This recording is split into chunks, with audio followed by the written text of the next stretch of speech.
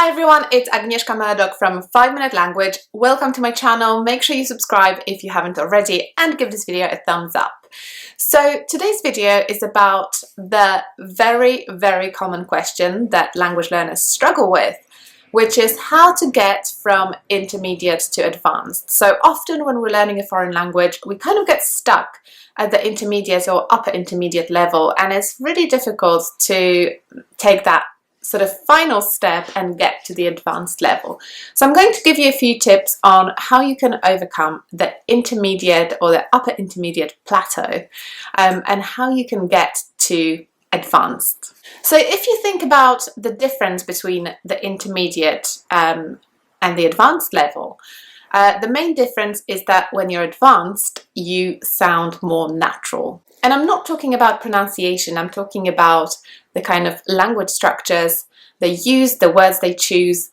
If they sound natural, I consider them an advanced language learner. So one thing I definitely recommend to you if you want to get to that level where you sound natural in the language you're speaking is to focus on collocations. So collocations are basically word combinations that go together in a language. So for example, in English, you can say to have breakfast rather than to take breakfast, for example. So the word have goes with the word breakfast and it forms a collocation. So every language has those combinations. So what you can do is you can literally get a collocations dictionary. You can look up different words as you come across them and you can see what kind of collocations they form with other words.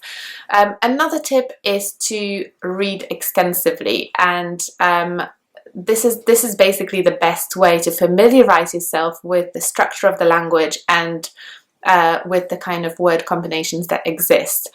When you read a newspaper, for example, there will be lots of different phrases that come up again and again in every article you read. So it's a good way to kind of read and maybe highlight some of those combinations that come up in the articles that you're reading. My second tip is removing fossilized errors. So fossilized errors are basically errors or mistakes that you make over and over again because you didn't learn the correct way to say something and nobody has ever told you that what you're saying is incorrect. The problem with those mistakes is that they don't really impair communication because you are still understood. So, you know, often people will be listening to you and it won't cross their mind to correct you because what you're saying actually makes sense, even though it's not technically grammatically correct. So for me, for example, when speaking English, one of those things was the difference between this and that. So often I would use this instead of that and that instead of this, and you know, people could understand me, so nobody ever corrected me for a few years, and then somebody finally pointed out, you know, you're using those two words incorrectly, so here's why. And that basically helps me move a little bit closer to sounding natural and sounding advanced because I eliminated that fossilized error. So the way to get rid of those errors is to get feedback, because obviously you need somebody to point them out to you. So, you know, conversations with native speakers online, you can go on italki, for example, find a language partner and ask them to specifically maybe during one lesson focus on mistakes and ask them to point out the different mistakes that you're making, and you might realize, oh, actually, you know, I thought that was correct, but it's actually incorrect. So my next tip is to avoid generic terms. So an intermediate learner will use the same word to describe lots of different concepts that share some similarities. So for example, in English, you can use the word good to describe lots of different things. For example, you can use good to describe food that is tasty if you don't know the word tasty.